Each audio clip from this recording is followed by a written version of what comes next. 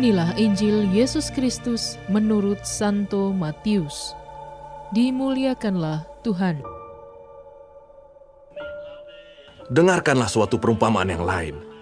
Adalah seorang tuan tanah membuka kebun anggur dan menanam pagar di sekelilingnya. Ia menggali lubang tempat memeras anggur dan mendirikan menara jaga di dalam kebun itu. Kemudian ia menyewakan kebun itu kepada penggarap-penggarap, lalu berangkat ke negeri lain. Ketika hampir tiba musim petik, ia menyuruh hamba-hambanya kepada penggarap-penggarap itu untuk menerima hasil yang menjadi bagiannya. Tetapi penggarap-penggarap itu menangkap hamba-hambanya itu. Mereka memukul yang seorang, membunuh yang lain, dan melempari yang lain pula dengan batu. Kemudian tuan itu menyuruh pula hamba-hamba yang lain, lebih banyak daripada yang semula, tetapi mereka pun diperlakukan sama seperti kawan-kawan mereka.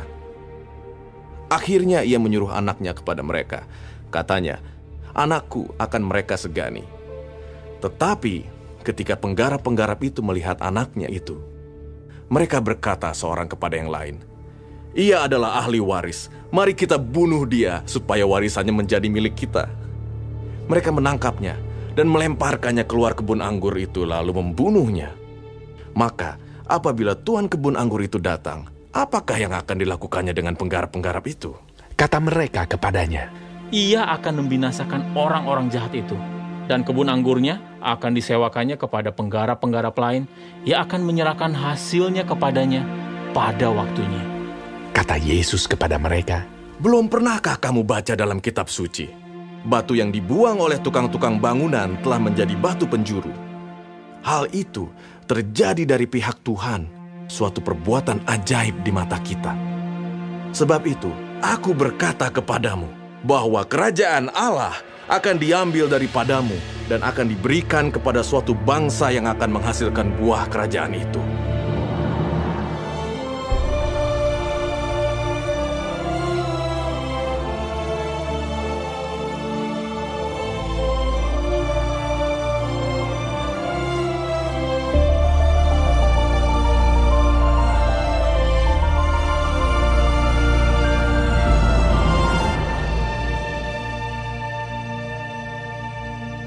Demikianlah Injil Tuhan.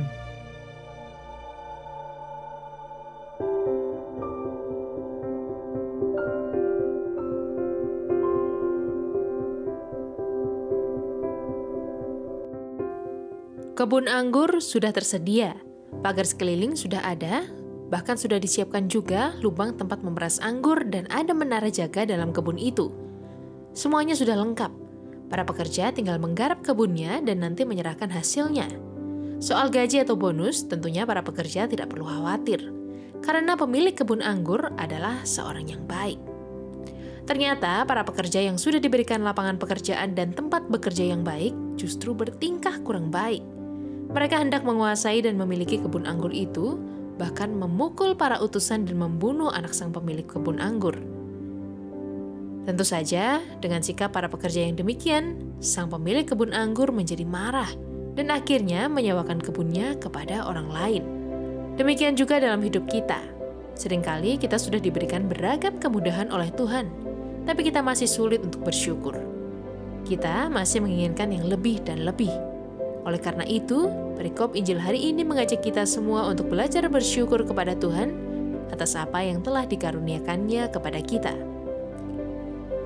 Kisah para pekerja kebun anggur hendaknya menjadi bahan pembelajaran untuk kita semua. Kalau Tuhan sudah memberikan banyak kemudahan, rahmat, berkat dalam hidup, mengapa kita justru mempersulit hidup kita? Kita saat ini bekerja di kebun anggur seorang Tuhan yang begitu baik hati kepada kita semua, yaitu Tuhan. Tugas kita adalah bekerja dengan baik dan menyerahkan hasilnya kepada Tuhan.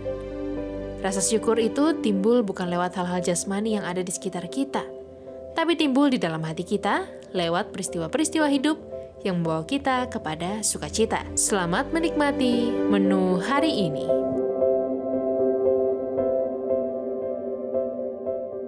Renungan juga bisa Anda baca selengkapnya di Cafe Rohani edisi bulan ini. Dengarkan juga renungan ini di radio.karmelindomedia.com.